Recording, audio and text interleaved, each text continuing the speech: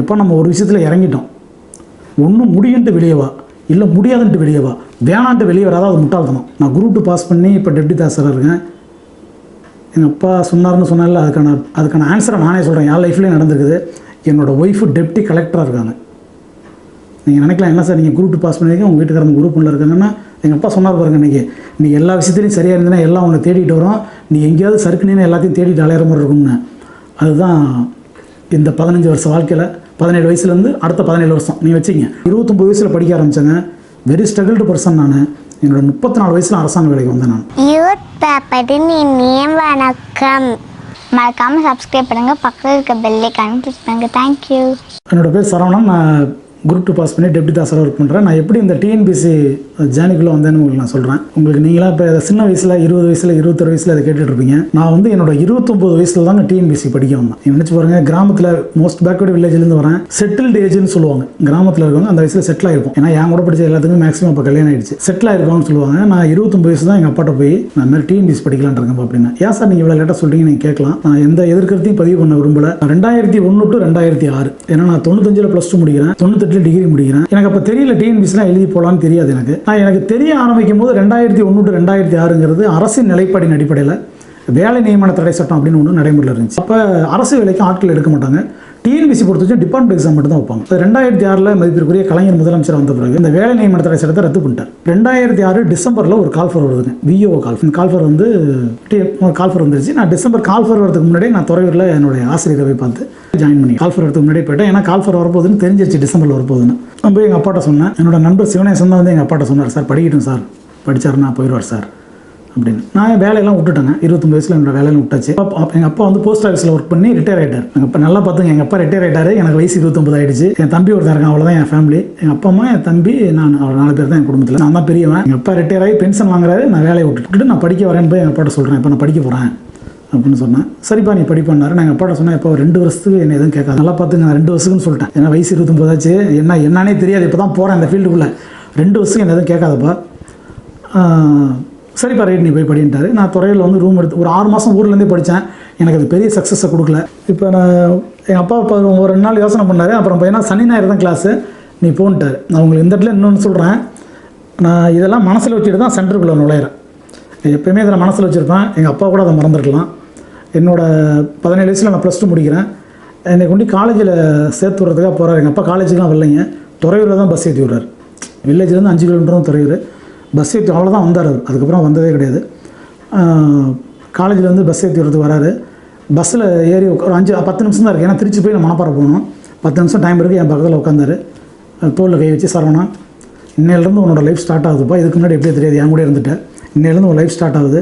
இந்த வார்த்தையை நீங்களும் யங்ஸ்டர்ஸ் எல்லாம் மனசில் வச்சுக்கிங்க. எங்கள் அப்பா சொன்னாருங்கிறதா சொல்ல, நல்ல வார்த்தைங்கிறனால சொல்கிறேன். இன்னையிலேருந்து நீ எல்லா விஷயத்துலையும் சரியாக இருந்தீங்கன்னா எல்லாமே உன்னை தேடிக்கிட்டு வரும்பா. நீ எங்கேயாவது சறுக்கிட்டினா எல்லாத்தையும் தேடிக்கிட்டு அலையிற மாதிரி இருக்கும். இதை மட்டும் ஞாபகத்தில் வச்சு நீ பொழப்பான்ட்டார். இந்த வார்த்தையை நான் இன்ன வரைக்கும் ஞாபகம் வச்சுருக்கேன். நான் கண்டினியூ பண்ணிக்கிறேன். இன்னொரு விஷயத்தை நான் பதிவு பண்ணிடுறேன். என்னோடய 29 வயசில் படிக்க ஆரம்பித்தேங்க. வெரி ஸ்ட்ரகிள்டு பர்சன் நான். என்னோடய 34 வயசில் அரசாங்க வேலைக்கு வந்தேன் நான். அது வரைக்கும் நான் கல்யாணம் பண்ணிக்கல. பொண்ணெல்லாம் கொடுக்குறேன் நான் பண்ணிக்க முடியாதுட்டேன். அரசு வேலைக்கு வந்து தான் கல்யாணம் பண்ணேன். நான் ஃபஸ்ட்டு செந்தூரில் அப்பாயின்மெண்ட் ஆனேன். நான் குரூப் 2 பாஸ் பண்ணி இப்போ டெப்டி தாசராக இருக்கேன். எங்கள் அப்பா சொன்னார்னு சொன்னால அதுக்கான ஆன்சரை நானே சொல்கிறேன். என் லைஃப்லேயே நடந்துருக்குது.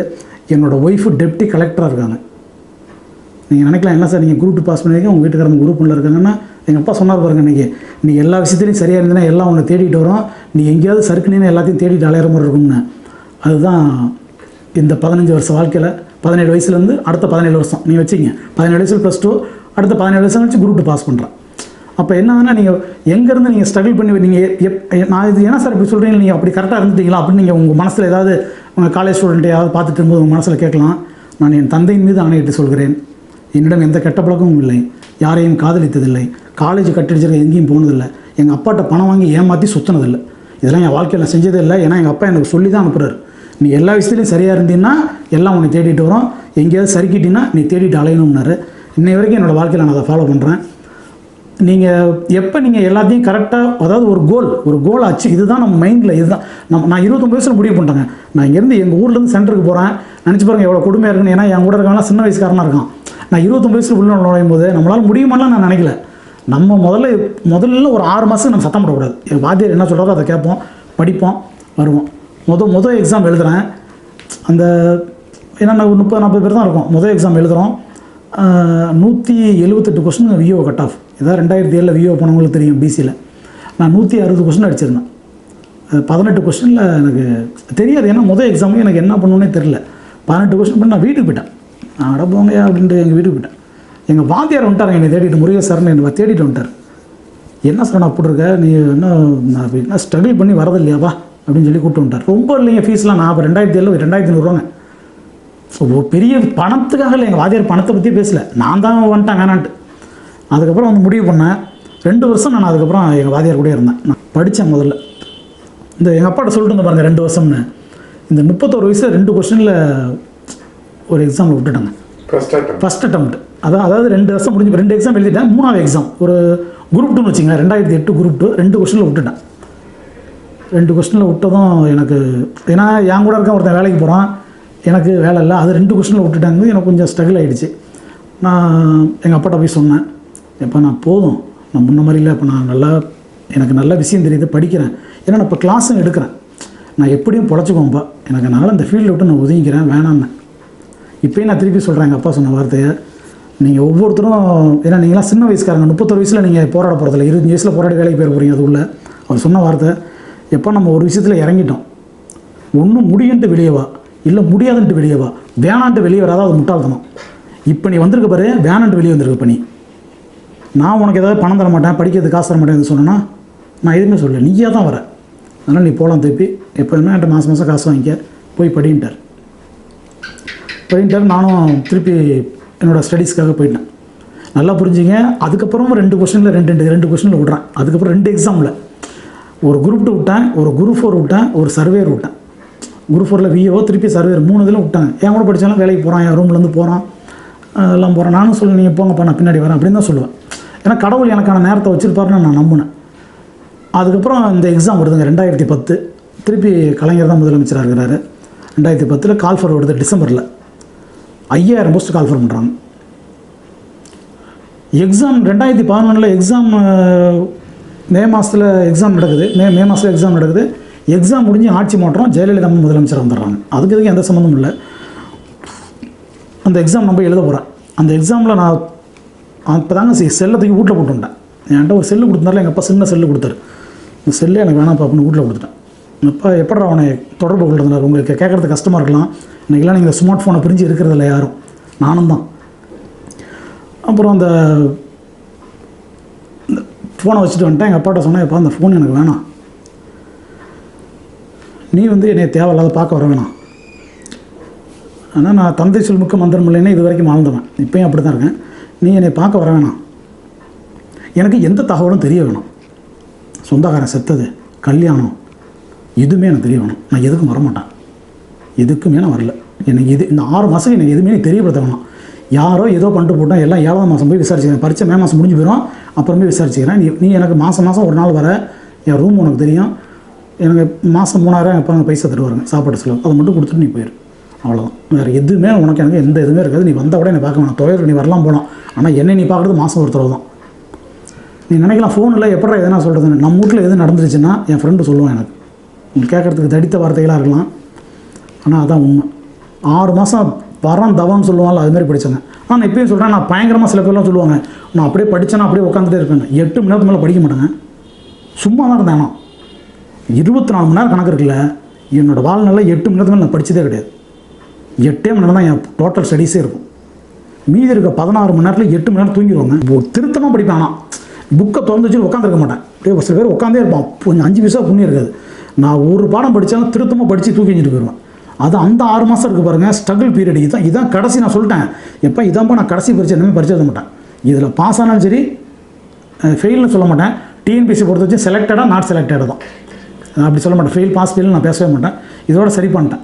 சரிப்பா ரைட்டுன்ட்டார். நான் பரீட்சை எழுதும் போதே எனக்கு ஒரு நம்பிக்கை வந்துருச்சு, இந்த வேலை கிடச்சிருன்னு. நான் பாருங்கள், நான் பிசி கம்யூனிட்டிலேருந்து வந்தவன். நான் ஓசி கட்டாப்பில் செலக்ட் ஆகி இந்த எக்ஸாமில் வந்துட்டேன். படித்தது பிசியாக இருக்கலாம், ஆனால் வரும்போது அப்படி வந்துட்டேன் வெளியே. இதெல்லாம் ஒதுக்கி வச்சுட்டு வந்தேன் பாருங்கள்.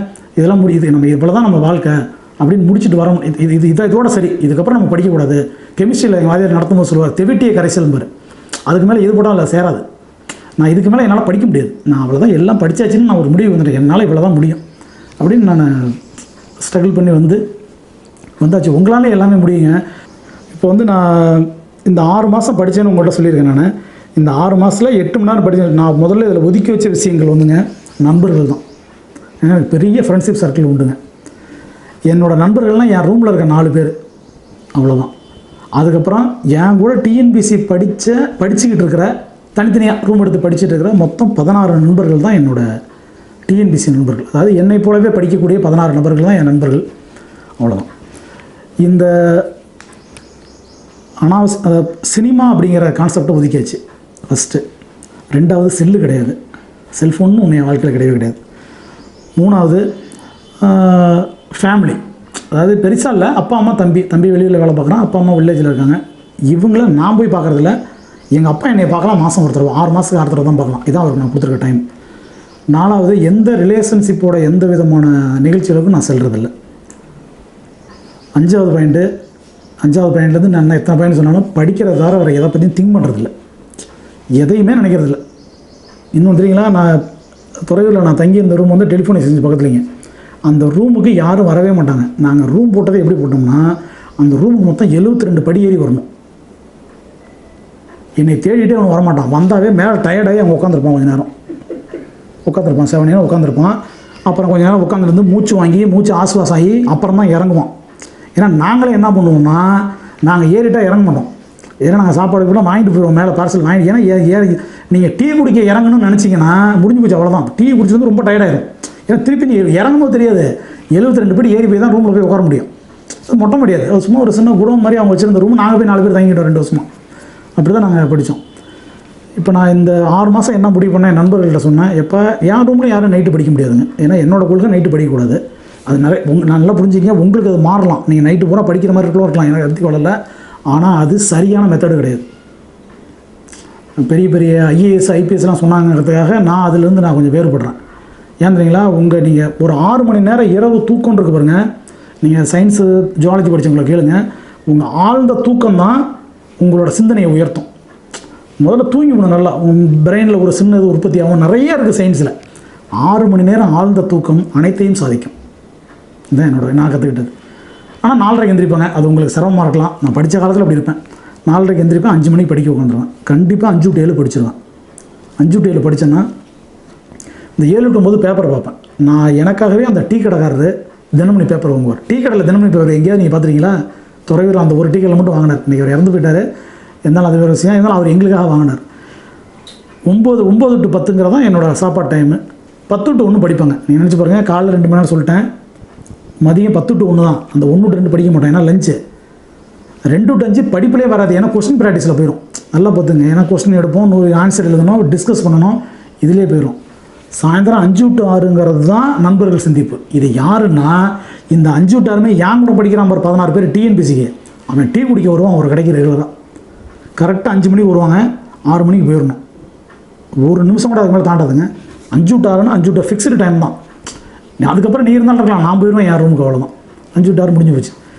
நான் சொன்னேன்ல 2 மணி நேரம் தமிழ் படிப்பேன். 6 to 8 தமிழ் தாங்க படிப்பேன், லாங்குவேஜ் தான். 6 to 8 தமிழ் தான், ஒன்றும் மாற்றமே இல்லை.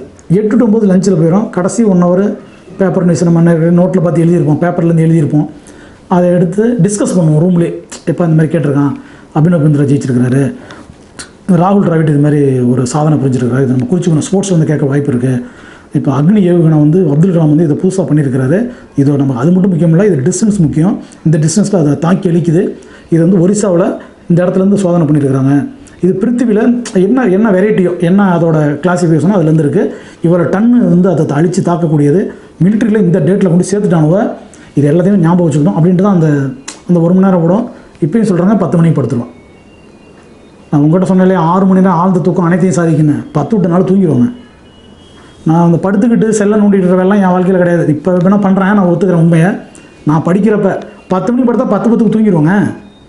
இந்த பகலில் நீங்கள் 4:30 முடிச்சிருக்கேனே, 4:30 முடிச்சுக்கிட்டே இருக்கேன், படிச்சுக்கிட்டே இருப்பேன். இப்போ படிக்கிறது, சாப்பிட்றது, நண்பர்கள், இந்த 8 மணி நேரம் கிட்டத்தட்ட வந்துடும் படிப்பு. நீங்கள் ஒரு நாள் 8 மணி நேரம் படித்தா நீங்கள் மென்டல் டயர்டுங்கிறது மோசமானது இருக்கிறதுலே. உங்களுக்கு அது ஆட்டோமேட்டிக்காக உங்களுக்கு தூக்கத்தை கொண்டு விட்டுரும். இந்த 4:30 நீங்கள் யாருமே என்னை எழுப்பலாம் விட வேண்டியதில்லை. இப்போயுமே நான் இப்போ எந்திரிச்சிட்டு திருப்பி தூங்கிடலாம், அது ஒரு விஷயம். இப்போயுமே என்னை யாரும் எழுப்பலாம் வேண்டியதில்லை. 4:30 எனக்கு ஆட்டோமேட்டிக்காக ஒரு முழிப்பு வரும். அது எனக்கு எங்கள் அப்பா கற்றுக் கொடுத்தது. 4:30 மணிக்கு மேலே என்னோட தூக்கம் அப்படிம்பார். அவங்க கேட்குறது சங்கடமாக இருக்கலாம். அதுதான் எனக்கு டிஎன்பிசி படிக்கும்போது தோணுச்சு. ரூமில் இருக்க நண்பர்களுக்கும் அதை நான் இம்ப்ளிமெண்ட் பண்ணினேன். 5 மணிக்கு லைட் எரியும் கண்டிப்பாக. நீ தூங்குறன்னா அது தூங்க முடியுமா? நான் உட்காந்து படிச்சுக்கிட்டு இருக்கேன், என் கூட 3 பேர் படுத்துருப்பானா, பற்றிக்கிட்டு வராது அவனுக்கு. ஐயோ இப்போலாம் படிக்கிறான், இன்னும் ஒரு வேளை வேலைக்கு போயிடுவானோ, இவன் ஏதோ சிஸ்டத்தை ஃபாலோ பண்ணுறானே அப்படின்ட்டு அவன் என்ன பண்ணுவோம், பயப்பட ஆரம்பிச்சிடுவான். அவனும் அப்படியே கொஞ்சம் கொஞ்சமாக ஃபஸ்ட்டு பழக்க முடியாது. ஒரு மாதத்தில் அவனும் என் கூட உட்கார ஆரம்பிச்சிட்டான் 5 மணிக்கு. என்ன என் சிஸ்டத்தை ஃபாலோ பண்ண ஆரம்பிச்சிட்டான். ஏன்னா அவனுக்கு நல்லா இருக்குது படிக்கிறது, ரிலாக்ஸு, டெஸ்ட்டு அப்படி போகிறது. நான் ரூமில் என்ன பண்ணுவாங்க, தமிழில் அப்போ ஓரெழுத்து 1:42 தான் இருக்கும். ஒரு 42 சார்ட் போட்டு எழுதி ரூமில் ஒட்டியிருப்பேன். ஃபஸ்ட்டு நான் வந்து ஒட்டினே அவன் கேட்குறேன், ஏன்டா இதை கொண்டு ரூமில் ஒட்டணும் அப்படின்னு. இல்லைடா சும்மா உட்காந்துருப்பில்ல, அப்போ வேடிக்கை பார்க்குற மனசை பதிஞ்சிடும்டா, சும்மா பார்த்துக்கிட்டு ஆனா பஸ்ஸு சும்மா அப்படி பார்த்துக்கிட்டுறேன். பார்த்தீங்கன்னா 42 பதி நன்னூல் பட்டியில் 42 ஒரு எழுத்து மொழி தான் இருக்குது. நான் இப்போ நிறைய கேட்குறேன், நான் படித்தப்போ 42 தான் கேட்டோம். 3 மேப்பு மாட்டியிருப்பாங்க, Tamil Nadu map, world map, India map, 3மே ரூமில் இருக்கும். அது எதுக்கு சார் ரூமில் மாட்டிருக்கேன்னா, சும்மா நின்று கடுப்பானா போய் ஏன்ட்ட பேசாத, வேறு எதுவும் பண்ணாத, இறங்கி போயிடாத, மேப்பை பார்த்துக்கிட்டு. எதுக்கு பார்க்கணும், கடற்கரை எங்கே இருக்குன்னு பாரு, வேர்ல்டு மேப்பில் பாரு, தீர்க்கரேகைனா என்னன்னு பாரு, கடல் எங்கே இருக்குன்னு பாரு, இல்லை நமக்கு இந்த நாடு எங்கே இருக்குன்னு பாரு. எல்லாம் சும்மா தமிழ்நாட்டிலையா, கடற்கரைக்கு கீழே இருக்கிற மாநிலம்லாம் என்ன, கடற்கரையை ஒட்டி போகிற மாநிலம்லாம் என்ன, எல்லா அயர்லாண்டு எங்கே இருக்குது, ஹில்ஸ் இன் ஸ்டேஷன் என்ன, இப்போ கடற்கரையை ஒட்டிய மாநிலங்கள் என்ன. திடீர்னு ஒரு கேள்வி கேட்குறான், கீழ்கண்ட எந்த மாநிலங்கள் கடற்கரையை ஒட்டி இருக்கிறது அப்படின்னு. தமிழ்நாடு மேப்பை பார்த்தா தான் உங்களுக்கு புரியும் அது. அதனால் இதெல்லாம் இந்த மாதிரி ட்ரிக்லாம் யூஸ் பண்ணிக்கிட்டு பார்த்துக்கிட்டு அப்படின்னு சொல்லி நானாக சில விஷயங்களை கொஞ்சம் கொஞ்சமாக இம்ப்ளிமெண்ட் பண்ணி அப்படி தான் ஜெயிச்சு இந்த இடத்துக்கு வந்தேன். இதுதான் சார்.